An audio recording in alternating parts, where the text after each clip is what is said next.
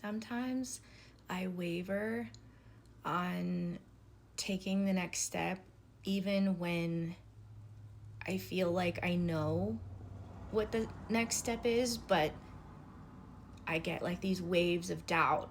And I would say doubt is probably the biggest sound and voice that comes to me when I'm about to do something. And it can be small things, it can be visionary things. And I will sit and waffle back and forth on whether or not I have what it takes. And I was thinking about how, if you look at our lives and our perspectives like an elevator in an apartment, the first floor is like Maslow's hierarchy of needs. It's like the physical, it's the food, it's survival. It's like where our physical being, our emotions, our bank accounts, that's where we live, is the first floor.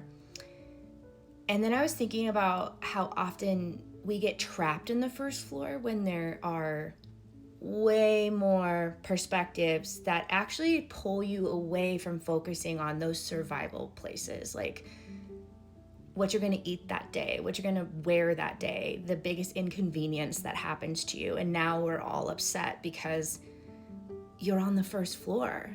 And so you only see the first floor stuff. So we walk around wanting to live in more freedom, but we have to get on the elevator and get higher perspective, because that first floor is going to keep you there. Like your triggers, you go on the internet, someone says something, it ticks you off, you have to comment. You're on the first floor. You're constantly thinking about your bank account. You're on the first floor. You're only doing as good as how you're feeling that day. First floor. Because our emotions go up and down. And so I think about that, because now that I see that for myself, I see how often I get stuck there. And that self-doubt of, a lot of people aren't going to understand you. They're not going to get what you're saying. And that doubt keeps me in the first floor, which ironically keeps me from moving forward and creating what I want to create in my life that also meets all of those other first floor needs. So anyways, I waver, but I now see that there's a better way to live. But I still get stuck on the first floor.